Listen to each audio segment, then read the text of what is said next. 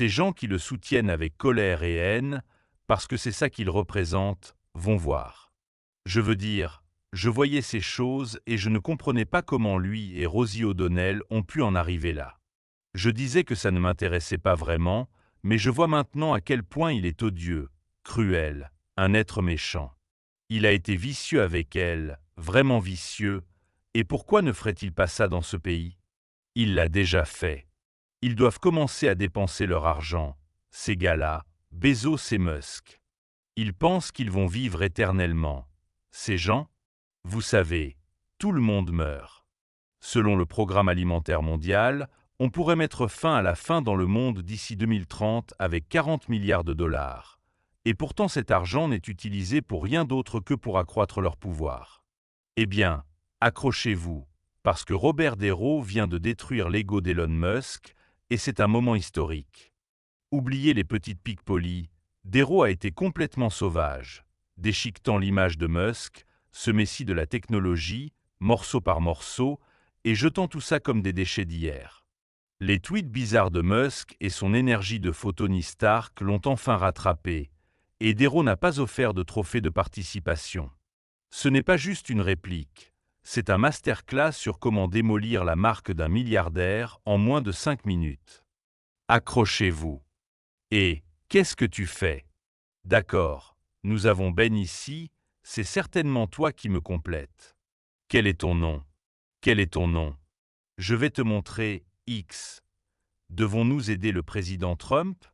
Je veux dire, on dirait que je connais un peu ce que tu dis, X, mais tu as l'idée générale. Quelle est ton évaluation? Si tu apprécies, n'oublie pas de t'abonner et, au fait, nous avons des produits Trump disponibles pour une période limitée. Le lien est dans la description.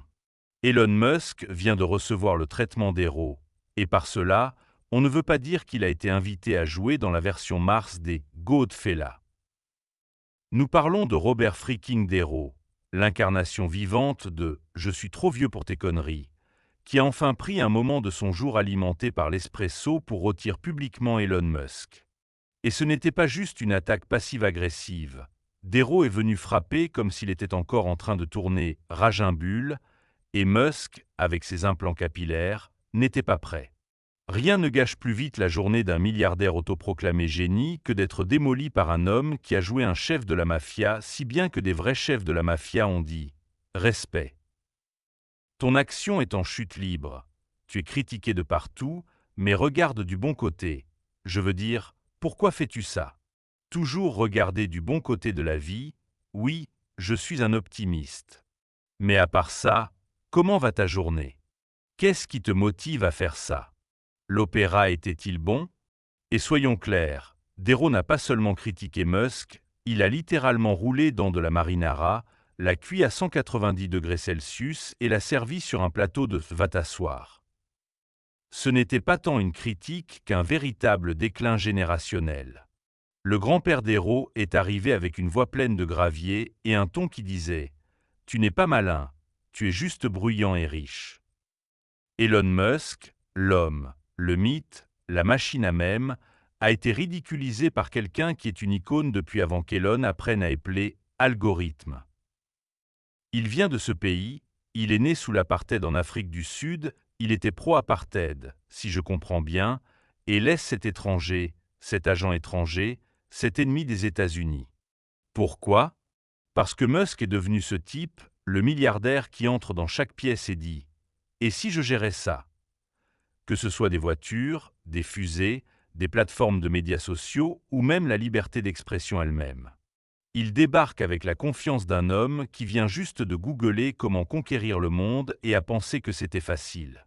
Si quelqu'un essaie de me faire du chantage avec de la publicité, me faire du chantage avec de l'argent, va te faire voir. Mais va te faire voir. C'est clair? Donc, quand Desros, qui a regardé Pacino, des mafieux et une version CGI de lui-même, regarde Musk et dit « Ce type est une menace », le public prend note. Ce n'est pas de la politique, ce n'est pas du drame, ce sont juste des faits livrés comme une brique dans le visage. Parce qu'Elon n'est pas juste énervant, il est épuisant. Le gars a plus de crise publique que de mise à jour logicielle. Et chaque fois, c'est encore plus gênant que la dernière. Starlink pour prendre le contrôle de notre satellite et de notre infrastructure spatiale et pour utiliser sa plateforme de médias sociaux afin de diffuser sciemment des informations fausses.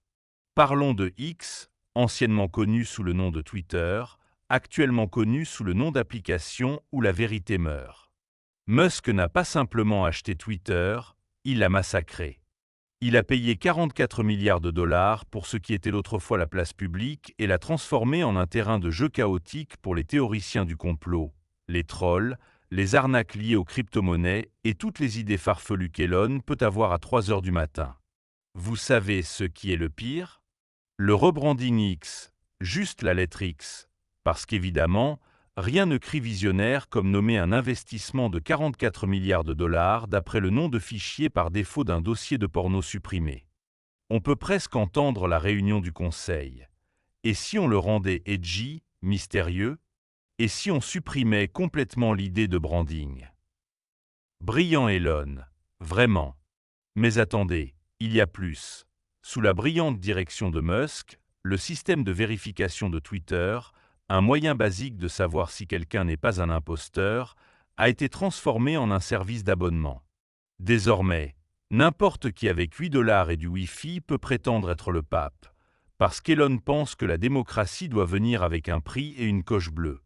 Quand c'était juste 140 caractères, il était logique de les appeler des tweets, vous savez, comme des petits oiseaux qui gazouillent, mais maintenant, avec des vidéos de 3 heures, c'est comme un tweet très long.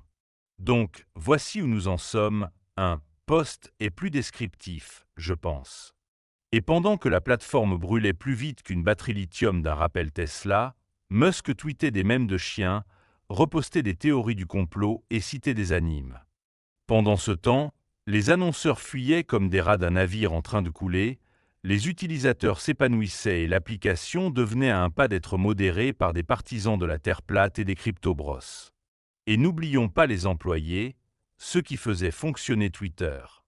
Musk a licencié la plupart d'entre eux dans ce qui ne peut être décrit que comme un ingé game corporatif. Des départements entiers ont disparu. Les équipes éthiques, disparues. La sécurité et la confiance, lol. Les ingénieurs remplacés par des VIB et des stagiaires nommés Chad. Musk a affirmé qu'il coupait la graisse, mais en réalité, il a coupé la colonne vertébrale, les organes et l'âme de la plateforme, puis a collé un bandeau « Liberté d'expression » sur les décombres tout en hurlant dans un stream en direct sur la façon dont il est la victime. Ce qui nous ramène à Dero, car Dero, comme la plupart des adultes fonctionnels avec des yeux et une conscience, a vu toute cette absurdité et a dit assez. Parce que ce qu'il a dit à une personne, un passant ou quelqu'un dans l'un de ses rassemblements, c'est qu'il voulait lui donner un coup de poing. Et quand il s'est énervé, ce n'était pas juste parce qu'Elon a transformé Twitter en une décharge numérique, c'était tout le personnage, l'acte du messie technologique. Je suis plus intelligent que toi parce que j'ai regardé un documentaire sur la physique, l'énergie dangereuse et arrogante d'un enfant gâté qui a transformé le discours public en un concours de personnalité. Dero s'en est pris au complexe de pouvoir de Musk, à son acte de faux génie et à sa version déformée du leadership qui tourne autour du chaos, du pouvoir et du trolling des journalistes depuis son jet privé. Peu importe si c'est une fusée qui explose, un bébé nommé d'après une équation algébrique ou sa querelle étrange avec un expert en sous-marin, Musk dira n'importe quoi si ça veut dire revenir dans les tendances. L'homme veut être Iron Man tellement qu'il oublie que Tony Stark avait une personnalité et de la responsabilité. Vous pouvez blâmer Elon pour ça aussi. Comme sur Twitter, il est un peu antagoniste. J'ai remarqué que récemment, certaines de ses déclarations sont comme « Est-ce que tu dois vraiment dire ça ?» Comme là, tu es au pouvoir maintenant. Je pense qu'il faut un peu plus d'énergie quand on est au pouvoir. Dero n'a pas juste insulté Elon, il a démasqué, il l'a exposé comme un homme dont l'intelligence n'a jamais été le problème, c'est l'ego. Le monde n'a pas besoin d'un autre milliardaire qui se prend pour le personnage principal, il a besoin de quelqu'un qui sait quand se taire et laisser les vraies personnes travailler. Mais Elon ne se tait pas, parce que le silence ne donne pas de like, c'est la colère qui compte. Au lieu de construire de meilleures voitures ou de résoudre le changement climatique, Elon est là à débattre avec des drag queens, à bannir des journalistes et à publier des sondages sur sa démission, puis à ignorer les résultats. C'est le même gars qui a promis la colonisation de Mars et nous a donné Twitter Blue. Le gars qui a fumé de la weed sur le podcast de Joe Rogan et a ensuite essayé de gérer l'une des plus grandes plateformes sociales de la Terre comme un serveur Discord pour incels. Et maintenant que des rois parlaient, l'Internet est divisé. D'un côté, les fans de Musk, ces pauvres âmes qui pensent qu'acheter du Dogecoin fait d'eux des experts financiers. De l'autre, tout le monde, les humains normaux qui en ont juste marre de voir l'homme le plus riche du monde se comporter comme un modérateur de forum sous sa 4e canette de Monster Energy. L'ironie pourrait alimenter une ferme solaire. J'ai vu ce clip, il a écrit ça.